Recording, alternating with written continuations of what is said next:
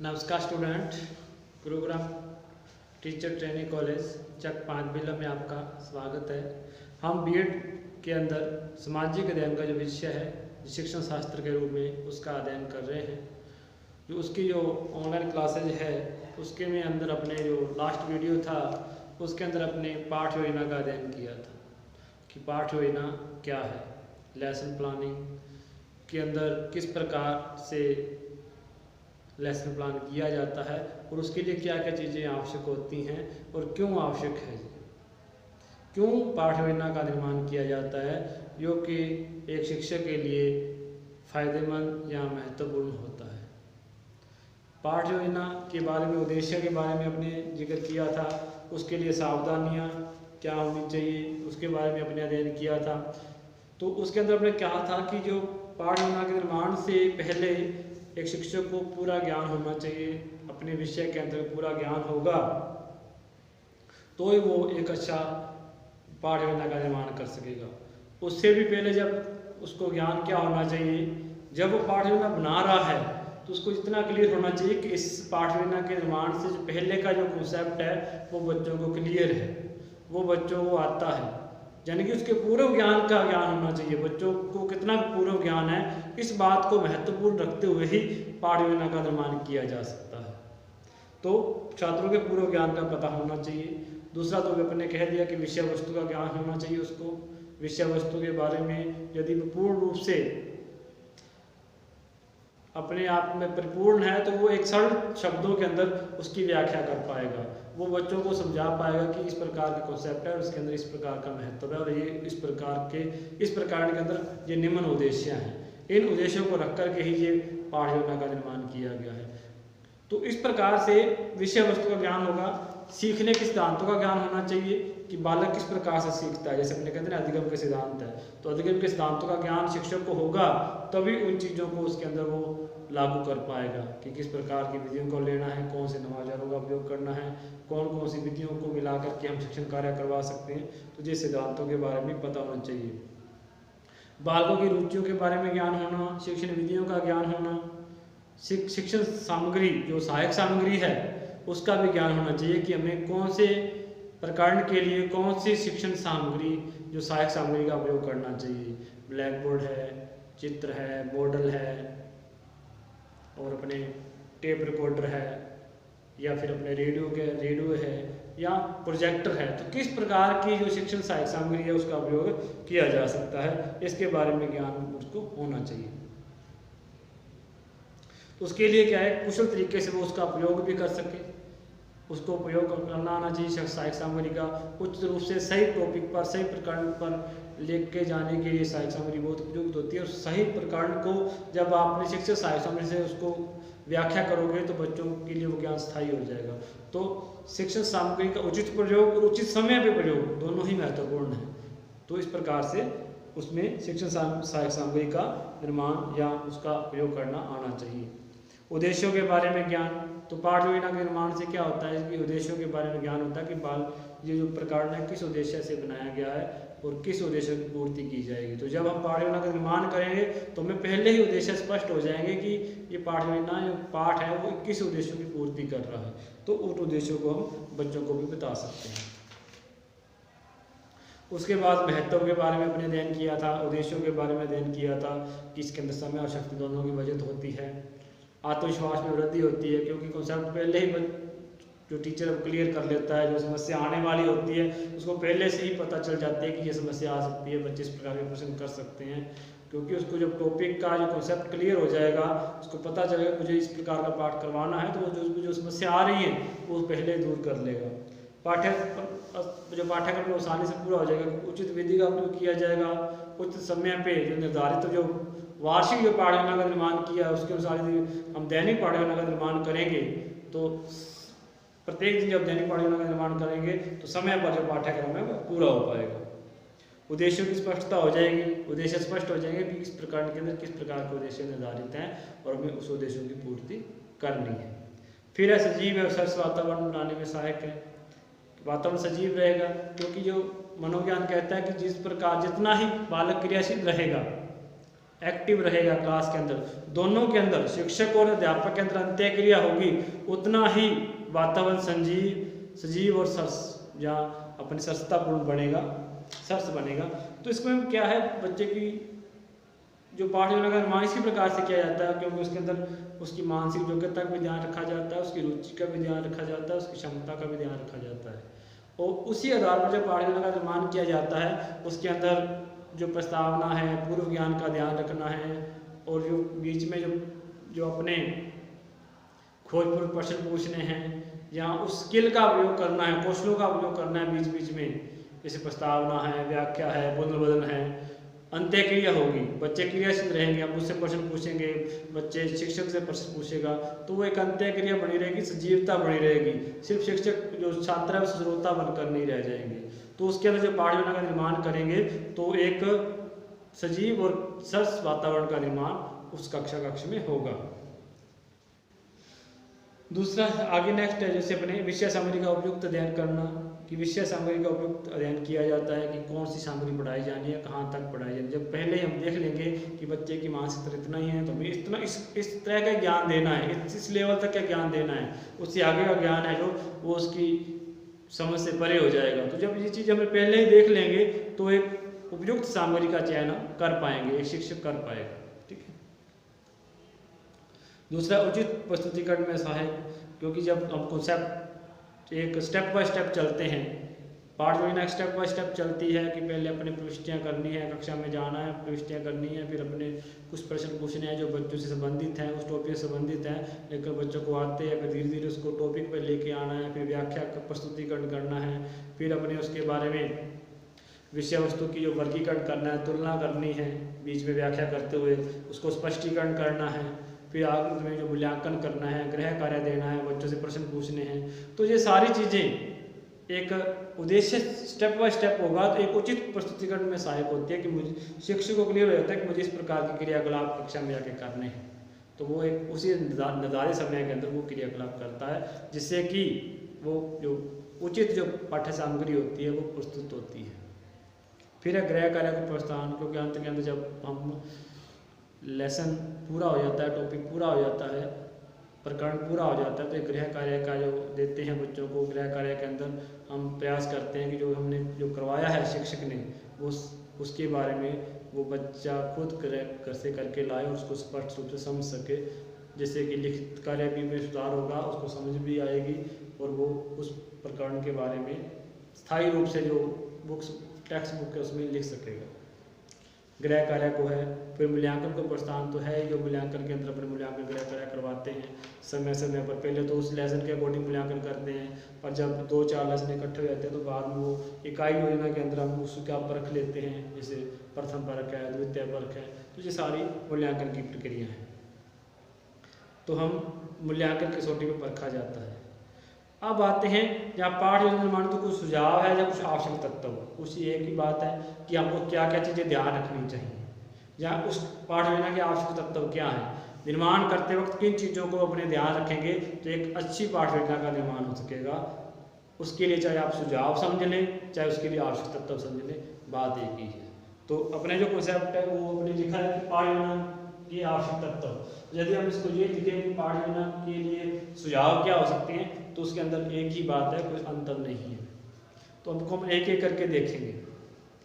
तो अपने लिखा है कि पाठ योजना शिक्षकों को अपने उद्देश्यों की प्राप्ति के लिए सफलता दे, वह उसके लिए सर्वोत्तम योजना है।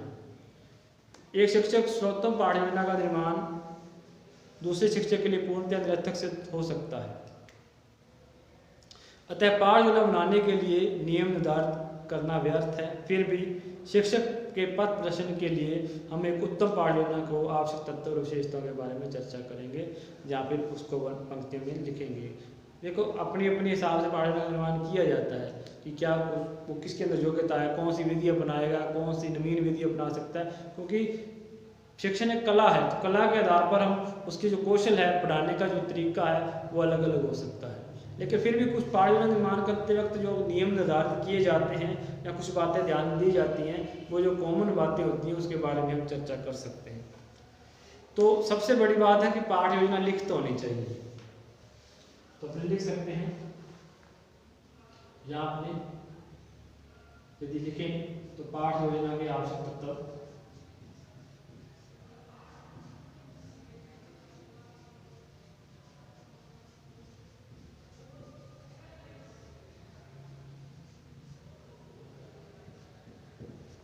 तो नंबर 1 है पाठ योजना क्या होनी चाहिए,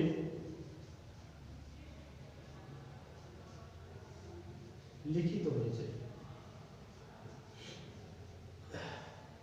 देखो पाठ योजना हो सकती है, मौखिक भी हो सकता है। मौखिक में ये है कि टीचर ये सोच लेगा कि मुझे इस प्रकार के प्रश्न करूंगा, मैं इस प्रकार से व्याख्या करूंगा, बीच में ये प्रश्न पूछूंगा और इस प्रकार से मैं इस पाठ को पूरा करूंगा, इस प्रकार की विधियों का उपयोग करूंगा। वो मन में आपने मौखिक रूप से सोच लिया और क्लास में आकर के आपने उसको प्रेजेंट कर दिया, वो भी पाठ योजना का ही एक हिस्सा है।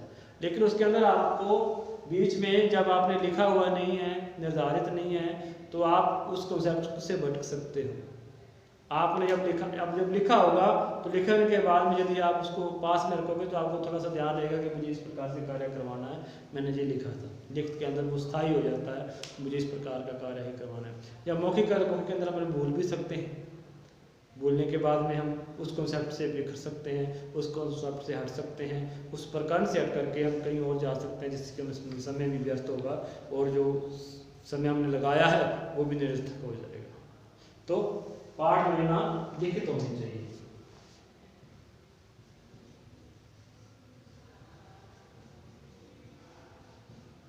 लिखित होनी चाहिए। दूसरा है प्रत्येक संपूर्ण पाठ की रूपरेखा या सारांश होना चाहिए। इसमें जो प्रत्येक जो पाठ योजना है उसकी रूपरेखा या सारांश होना चाहिए। तो इसमें कॉन्सेप्ट के अंदर जो है कि सारांश के रूप में हम थोड़ा सा सारांश हो कि हमें इस कार्य करना है, या तो लिखित हो या सारांश के रूप में लिखा हो। यदि अपने ये दूसरा है। तीसरा, यदि अपने इसमें यदि अपने इसके बारे में ज़्यादा नहीं लिखेंगे कि सारांश के अंदर, दूसरा अपने कहते हैं कि इसमें प्रत्येक सोपान को समय निर्धारित होना चाहिए। सबसे जो इम्पोर्टेंट चीज़ है इसमें प्रत्येक सोपान का समय निश्चित होना चाहिए।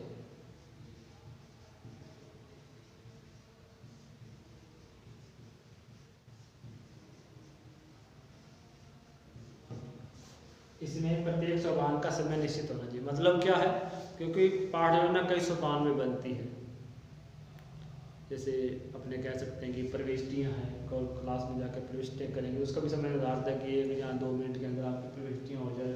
आप टॉपिक लिखोगे, प्रकरण लिखोगे, क्लास वगैरह लिखोगे, जिससे कि बच्चे को समझ आ जाएगा कि आप इस क्लास के अंदर ये क्लास चल रहा है और आप इस विषय के बारे में अध्ययन करवाएंगे और ये टॉपिक करवाएंगे। टॉपिक की क्वेश्चन तो शायद अपने कहते हैं कि उद्देश्य कथन के बाद में अपने टॉपिक लिखा जाता है। तो वो चीज़ जो पाठ में निर्धारित होनी चाहिए कि हमें इस प्रकार की प्रविष्टियाँ कर दें। उसके बाद जो प्रस्तावना है, प्रस्तावना का समय निश्चित है। जैसे 5 से 8 मिनट का जो माइक्रो के अंदर अप्लाई करते हैं, तो प्रस्तावना का समय निश्चित है।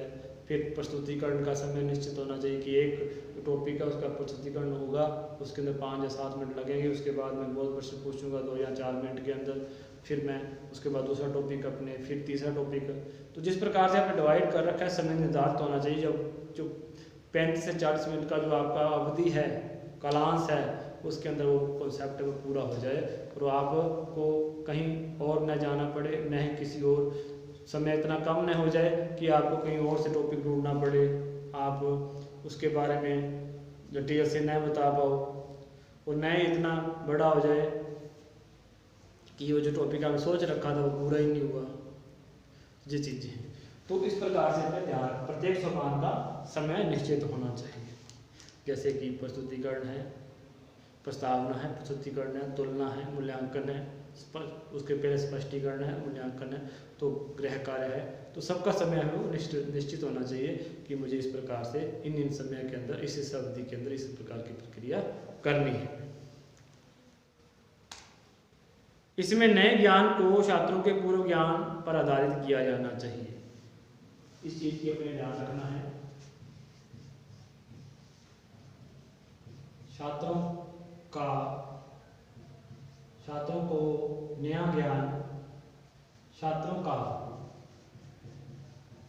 ज्ञान उनके पूर्व ज्ञान पर आधारित होना चाहिए, आधारित होना चाहिए। कहने का मतलब वही है कि बच्चे इस विषय के बारे में सामान्य जानकारी रखते हैं, जो पहले लाइन लिखते हैं अपने आगे पाठ योजना निर्माण करते वक्त कि बच्चे इस विषय के बारे में सामान्य जानकारी रखते हैं। तो सामान्य का मतलब है जहाँ से अपने पढ़ा रहे हैं उससे पहले की जानकारी उनको पता है, तभी हम उसको आगे बढ़ रहे हैं। क्योंकि किसी भी शिक्षण टॉपिक के अंदर हम गैप नहीं कर सकते। आपने ऐसा नहीं है कि पहले वो जानकारी नहीं है उसके बारे में बिल्कुल नया टॉपिक दिला दिया, ऐसा नहीं होगा। तो जो शिक्षण कार्य है, ज्ञान है, वो क्रमबद्ध ही होगा। इसका मतलब पहले उसको इतना जानते हैं, उससे आगे हम इसके बारे में अध्ययन करेंगे। तो छात्रों का जो नया ज्ञान है, जो नया विषय आप पढ़ाने जा रहे हो, नया प्रकरण जो पढ़ाने जा रहे हो, उसके बारे में बच्चों को कितना पूर्व ज्ञान है ये आपको सुनिश्चित करना होगा और उसके आगे ही लेके जाना। तो वो ज्ञान है जो वो पूर्व ज्ञान पर आधारित होना चाहिए। जैसे कि अपने पहले ही बात कर चुके कि जब हम कोई भी पाठ शुरू करते हैं तो लगभग ये लिखा होता है कि जैसा कि आपने पिछली कक्षा में पढ़ चुके हैं या पढ़ा है। इसका मतलब इससे पहले वाला चीज़ आप पढ़ चुके हैं, बच्चे पढ़ चुके हैं, तो अब नया ज्ञान उससे जुड़ा हुआ ज्ञान आएगा। तो वो छात्रों का नया ज्ञान उससे पूर्व ज्ञान पर आधारित होना चाहिए। इससे छात्रों द्वारा किए गए अर्जित ज्ञान का नवीन ज्ञान से संबंध स्थापित करना चाहिए। जो अर्जित ज्ञान है यानी जो पूर्व ज्ञान है उसको आपस में संबंधित करना चाहिए। तो इससे मिला जुला ही है। छात्रों द्वारा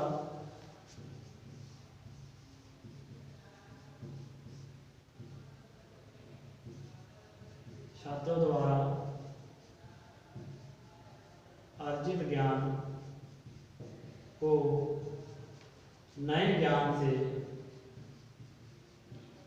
संबंधित करना चाहिए।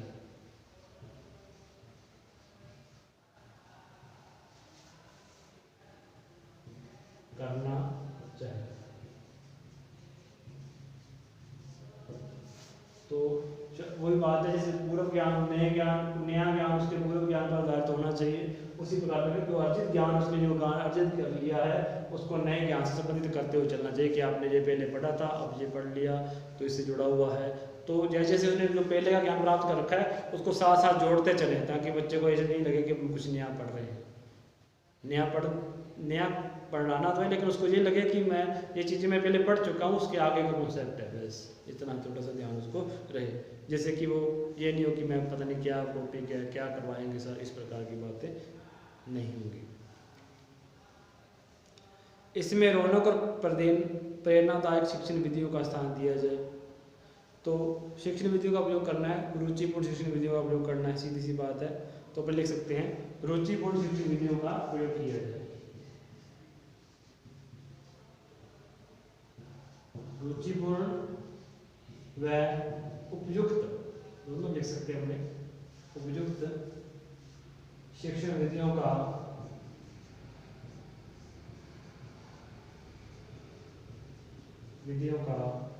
उपयोग किया जाए।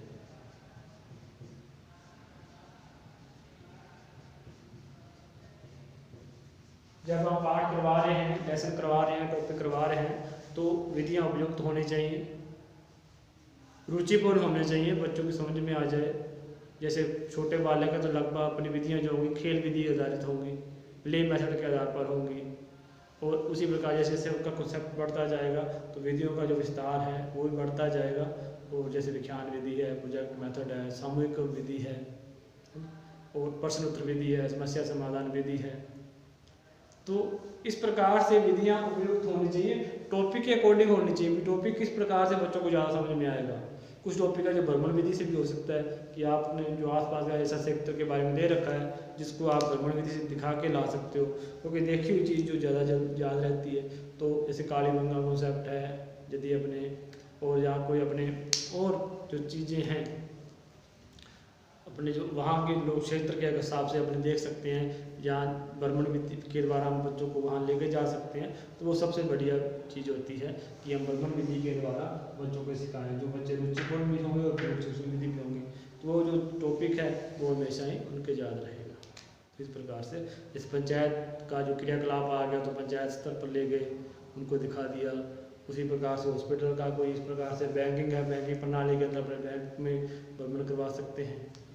और खेत का फसल वगैरह को तो हम खेत के अंदर भी उनका भ्रमण के द्वारा थोड़ा सा क्षेत्रीय भ्रमण कहते हैं जिसको अपने, उसके द्वारा उसके बारे में जान सकते हैं भी ये चीज़ कौन सी है, कौन सी फसल है, किस प्रकार होती है, जो सर्द ऋतु में होती है, ग्रीष्म ऋतु में होती है, तो उसके बारे में अवलोकन करवा सकते हैं। तो एक उपयुक्त शिक्षण विधि होगी, रुचिकर शिक्षण विधि होगी। और आगे जो नेक्स्ट पॉइंट अपने लिखेंगे वो है उपयुक्त शिक्षण विधियों का उपयोग किया जाए, हो गया। इसमें शिक्षण प्रयोग की जाने सहायक सामग्री स्पष्ट विवरण होना चाहिए। शिक्षण के लिए प्रयोग की जाने वाली सहायक सामग्री का स्पष्ट विवरण होना चाहिए कि आपने अपने जब देखते हैं कि शिक्षण विधियों के अंदर आपने लिखते हैं सहायक सामग्री, तो उसमें चौक है, डस्टर है, आपने पहाड़ियों का निर्माण किया तो उसमें लिखे हैं चौक हो गया, डस्टर हो गया, शामपट हो गया, चार्ट हो गया जी, मॉडल हो गया, है ना। उसके अलावा कोई इलेक्ट्रॉनिक चीज़ की आप उपयोग कर रहे हो, जैसे प्रोजेक्टर है, रेडियो है, टेप रिकॉर्डर है, उसका उपयोग करें तो वो भी उसका उल्लेख स्पष्ट रूप से होना चाहिए, जिससे कि पता चल जाए कि हम किस प्रकार के साधनों का उपयोग वहाँ पर करेंगे और इस प्रकार के साधन हमारे कक्षा में उपलब्ध होने चाहिए। तो शिक्षण के लिए प्रयोग की जाने वाली शिक्षण में प्रयोग की जाने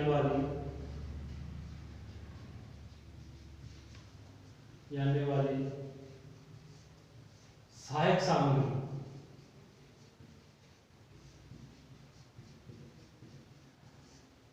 का स्पष्ट उल्लेख होना चाहिए।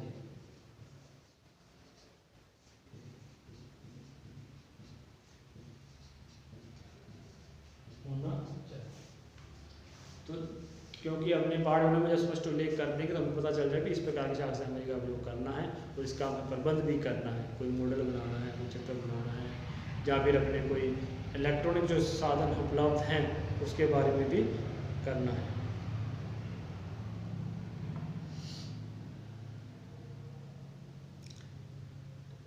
अब इसके अंदर है उदाहरणों की बात आ रही है, क्योंकि अपने जब कॉन्सेप्ट पढ़ा रहे हैं तो हमें कुछ उदाहरण देने होते हैं शिक्षक को भी, ये बात ऐसे थी तो इस के बारे में ऐसे हुआ, कुछ उदाहरण होने चाहिए। तो उदाहरणों के बारे में ये कहा जाता है कि उदाहरण बच्चों से संबंधित हों, या तो बच्चों के समाज से जो कि बच्चे आसपास जानते हैं, बच्चे उसके बारे में जानते हैं। यदि बच्चे जानने वाले जो उदाहरण होंगे वो देंगे तो वो कॉन्सेप्ट को जल्दी समझ जाएंगे, उसको उसके संबंधित करके शिक्षण कार्य करवाया जाए, जिससे कि वो समझ सके कि हाँ ये तो हमारे लिए हमारे विषय में बात हो रही है, हमारे संबंधित ही बात हो रही है, जिससे कि वो रुचि बढ़ेगी। तो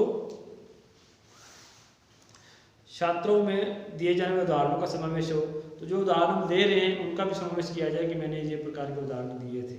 तो इस प्रकार से छात्रों में को दिए जाने वाले उदाहरणों का समावेश होना चाहिए। छात्रों को दिए जाने वाले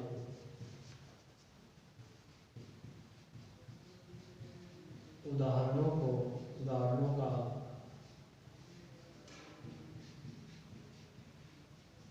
समावेश होना चाहिए।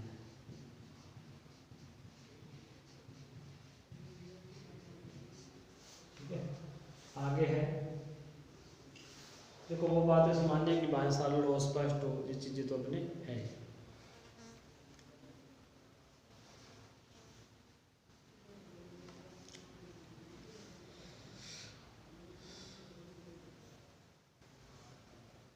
आगे है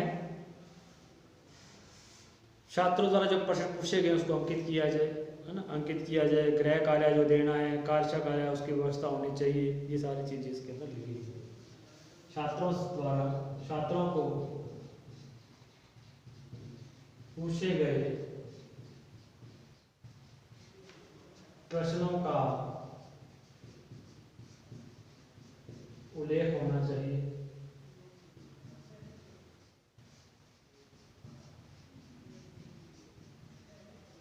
तो छात्रों द्वारा पूछे गए प्रश्नों का उल्लेख होना चाहिए कि आपने क्या प्रश्न पूछे हैं, मूल प्रश्न में क्या पूछे हैं, प्रस्तावना में क्या पूछा है। इस प्रकार से स्पष्ट उल्लेख उसके अंदर होना चाहिए।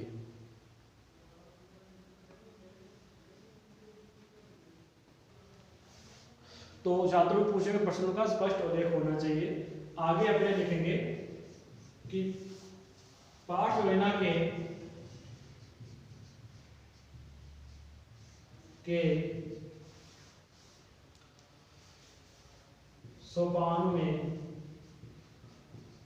सोपानों में क्रमबद्धता होनी चाहिए।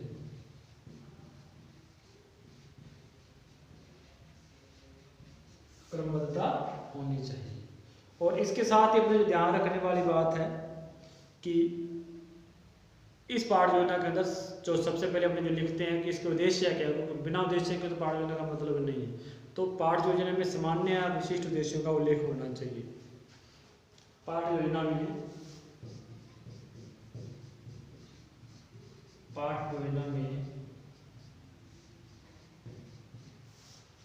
सामान्य उद्देश्य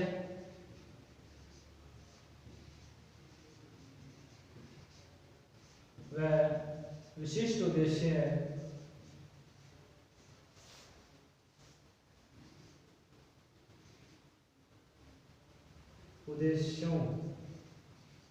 सामान्य उद्देश्यों और विशिष्ट उद्देश्यों का स्पष्ट उल्लेख होना चाहिए। स्पष्ट उल्लेख होना चाहिए।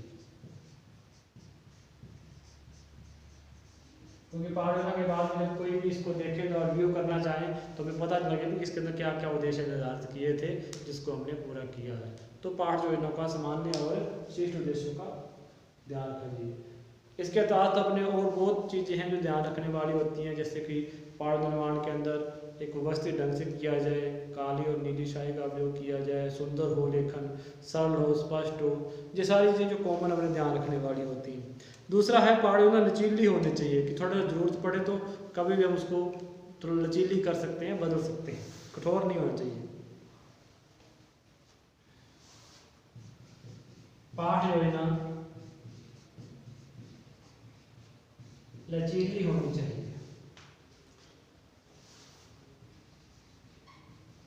लचीली होनी चाहिए।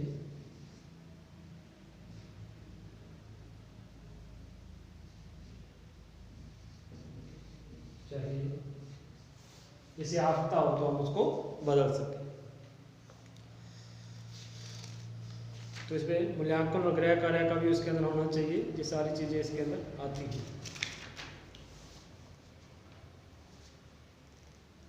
तो अब अपने जो बात है मेन में जो बातें हैं पाठ योजना लिख तो उसमें सोपानों का समय निश्चित होना चाहिए। नया ज्ञान उसको पूर्व ज्ञान से जुड़ा होना चाहिए। जो अर्जित ज्ञान है उसके द्वारा नए ज्ञान को संबोधित करना चाहिए। रुचिपूर्ण उपयोग शिक्षण विधियों का प्रयोग करना चाहिए। शिक्षण के प्रयोग की सहायक सामग्री का स्पष्ट उल्लेख हो कि वे कौन सी शिक्षण सामग्री का उल्लेख कर रहे हैं। और उदाहरणों का जो समावेश है वो होना चाहिए कि अपने क्या क्या उदाहरण दिए हैं, उदाहरणों में प्रयास करना चाहिए कि बच्चे से जुड़े हुए उदाहरण है उसके आसपास के क्षेत्र से जुड़े हुए उदाहरणों का उपयोग किया जाए। छात्रों को पूछे गए प्रश्नों का उल्लेख करना चाहिए कि आपने क्या प्रश्न है बच्चों से पूछे। पाठ योजना के सोपानों का क्रमबद्ध रूप से होना चाहिए कि क्रमबद्ध रूप से इसकी प्रस्तुतिकरण है, व्याख्या है, उसके बाद उसका तुलना करनी है, जो उसके बाद मूल्यांकन है, फिर गृह कार्य है। तो एक सोपान जो निश्चित बने हुए उसी के अकॉर्डिंग ही पाठ योजना का निर्माण किया जाए। पाठ योजना सामान्य उद्देश्यों विशिष्ट उद्देश्यों के बारे में स्पष्ट उल्लेख हो। पाठ योजना लचीली भी होनी चाहिए, समय रखते हुए समय के हिसाब से थोड़ा बहुत उसके अंदर परिवर्तन भी किया जा सके। तो आज अपने पाठ योजना के सोपानों के बारे में जो आवश्यक तत्व हैं उसके बारे में चर्चा की है। कल हम इसके पाठ योजना की जो नेक्स्ट वीडियो आएगी उसमें इसके सोपान की चर्चा करेंगे कि कौन कौन से सोपान होते हैं। जैसे हड़बड़ ने 5 पद दिया है तो हड़बड़ ने कहा कि पाठ योजना में 5 पद होते हैं। तो इस प्रकार से हम उसके बारे में भी आगे नेक्स्ट वीडियो में ज्ञान प्राप्त करेंगे, देखेंगे। तो आज तक के लिए इतना ही। धन्यवाद।